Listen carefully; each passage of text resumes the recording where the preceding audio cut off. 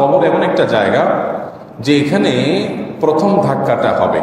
হ্যাঁ, এই প্রথম ধাক্কায় যে ব্যক্তি সহজে পার হয়ে যাবে, বাকিগুলো তার জন্য সহজ হবে আশা করা। যেটা প্রথম ঘাঁটি, প্রথম ঘাঁটি, আখিরাতের প্রথম ঘাঁটি। এরপরের ঘাঁটিগুলো সহজ হতে পারে এটা সহজ হলে। এজন্য এটা যাতে সহজ হয় সেজন্য আমলগুলো করা দরকার। আসসালামু আলাইকুম বন্ধুরা, আজ আমরা দেখব কবরের আজাব থেকে বাঁচার বিশেষ 5টি আমল। শেখ আহমদুল্লাহ সাহেবের এই প্রোগ্রামটি আমরা দেখব। তো বন্ধুরা, কথা না বাড়িয়ে ভিডিওটি শুরু করা যাক।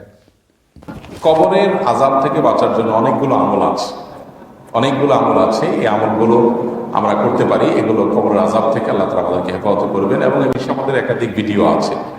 কবরের আজাব থেকে বাঁচার বা মুক্তি লাভের আমলগুলো কি কি সে সম্পর্কে অনেকগুলো ভিডিও আমাদের আছে, ক্লিপ আছে। এর মধ্যে একটা গুরুত্বপূর্ণ আমল হলো রাতে সূরা মুলক তেলাওয়াত করা।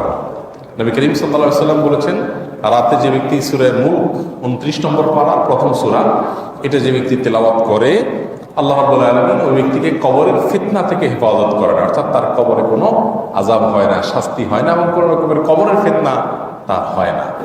এটা স্পেশাল, এই জন্য নিয়মিত সূরা মুলক পড়া উচিত।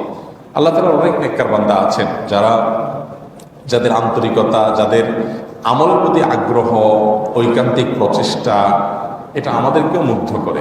একবার লাইভে একজন বয়সে বেশ কিশোর বয়সের একজন প্রশ্নকর্তা প্রশ্ন করলেন আমাকে যে, আমি তো যখন বুঝতে পারিনি বা ছোট ছিলাম তখন তো সূরা মুলক আমি নিয়মিত পড়ি নাই, কবরের আযাব থেকে বাঁচার জন্য আমি এখন থেকে এটা পড়ছি, যেহেতু পেছনে পড়ি নাই সেজন্য আমি সেগুলোর জন্য কি করতে পারি। এই যে পেছনে তিনি ছোট ছিলেন, শিশু ছিলেন, তো তখনকার যে মিসটা হয়েছে তেলাওয়াত করাটা সূরা মুলক রাতে, সেটার জন্য সে টেনশন করছে। তার মানে সে এটা ছাড়া বাকি এখন জানছে, তখন থেকে সে নিয়মিত তেলাওয়াত করছে রাতে শোয়ার আগে।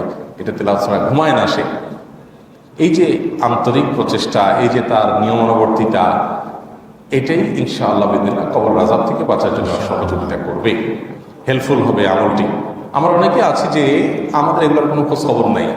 সূরা মুলক পড়ছি, 2 দিন পড়ছি, 6 দিন বাদ দিছি, বছরে 2-4 দিন পড়ছি না। ভাই, এই আমলগুলো যেগুলো হাদিসে নিয়মিত, যেগুলোর ঘরে এরকম বলা আছে যে রাতে তেলাওয়াত করতে, সকালে বা সন্ধ্যা, সেগুলো নিয়মিত তেলাওয়াত করতে হয়। যে রাতে নিয়মিত তেলাওয়াত করলে তার বিনিময়ে আমরা কবর আযাব থেকে রক্ষা পাবো ইনশাআল্লাহ তাআলা।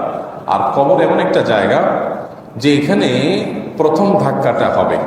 হ্যাঁ, এই প্রথম ধাক্কায় যে ব্যক্তি সহজে পার হয়ে যাবে, বাকিগুলো তার জন্য সহজ হবে আশা করা। যেটা প্রথম ঘাঁটি, আখিরাতের প্রথম ঘাঁটি। এরপরের ঘাঁটিগুলো সহজ হতে পারে এটা সহজ হলে। এজন্য এটা যাতে সহজ হয় সেজন্য আমলগুলো করা দরকার।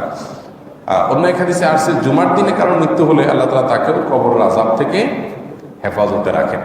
এখন জুমার দিনের মৃত্যু তো আমাদের হাতে না, তো সেটা আল্লাহর উপরে তাওয়াক্কুল করতে হবে, আল্লাহর কাছে চাইতে হবে যে আল্লাহ আমাকে নেক মৃত্যু দিও, জুমার দিনের মৃত্যু দিও। তো দোয়া করা যেতে পারে। আর আরেকটি বিষয় হলো যে কবরের আযাব বেশিরভাগ হয়ে থাকে 2টি অপরাধের কারণে। তার একটি হলো চগলখড়ির বদভ্যাস থাকলে, একজনের কথা আরেকজনের কাছে লাগানো, একজনের পেছনে গিয়ে তার বদনামি করা, আবার সামনে আসলে তার প্রশংসা করা, আবার যার কাছে গেছে তার কাছে ভালো সাজার জন্য আরেকজনের ঘরে মিথ্যা কথা বলা।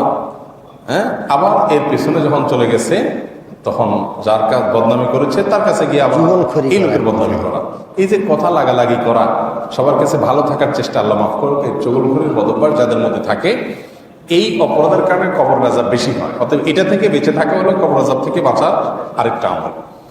সেই সাথে আপনার পেশাবের যে ছিটাফোঁটা, এগুলোর কারণে কবর আযাব হয়। অর্থাৎ এই ছিটাফোঁটা যদি গায়ে লাগে, ড্যাম কেয়ার করে পরিচ্ছন্ন না হয়, সেটার কারণে কবর আযাব হয়। হাদিসে আছে, ফাইন্না আম্মাতা আযাবাল কবরি মিনহু ইস্তানজিহু মিনাল বাউল, তোমরা পেশাব থেকে ভালো করে পবিত্রতা অর্জন করবে, কারণ বেশিরভাগ কবরের আযাব হয়ে থাকে এই পেশাবের ছিটাফোঁটা এগুলো লাগার কারণে। তাহলে সূরা মুলক রাতে নিয়মিত তেলাওয়াত করার চেষ্টা করবো ইনশাআল্লাহ। জুমার দিনে যেন আল্লাহ তাআলা আমাদেরকে মৃত্যু দেন সেজন্য দোয়া করবো ইনশাআল্লাহ। আর চগলখড়ি করা, একজনের কাছে আরেকজনের কাছে লাগালাই করা, এই বদভ্যাস থেকে বেঁচে থাকবো। সেই সাথে পেশাবের ছিটাফোঁটা যেন না আসে। হ্যাঁ, শুয়ে আগার মতো 2-4টা ফোঁটা আসতে পারে সতর্ক থাকার পরেও, তো সেটাও পরিচ্ছন্ন করার চেষ্টা করা। এই জন্য দাঁড়িয়ে যদি আপনি শক্ত জায়গায় পেশাব করেন তাহলে কি হবে, প্রচুর ছিটাফোঁটা আসবে। এই জন্য বসে পেশাব করতে হয়, যাতে ছিটাফোঁটা না আসে। এক কথা পেশাব থেকে পবিত্র থাকা, যদি এসেও যায় ধুয়ে ফেলার চেষ্টা করা, পবিত্র করার চেষ্টা করা। তো এই আমলগুলো মোটামুটি কবর আযাব থেকে আমাদের রক্ষা করবে। এছাড়া আরেকটা আমল আছে 5 নম্বর, সেটা হলো নামাজের শেষ বৈঠকে দোয়া মাসুরার জায়গায় আমরা যে আল্লাহুম্মা ইন্নী যালামতু নাফসি পড়ি, এখানে আরেকটা দোয়া আছে, আল্লাহুম্মা ইন্নী আউযু মিন আযাবিল কবর ওয়া আযাবিন নার ওয়া আউযু বিকা মিন ফিতনাতিল মাহইয়া ওয়াল মামাত ওয়া আউযু বিকা মিন শাররি ফিতনাতিল মাসীহিদ দাজ্জাল।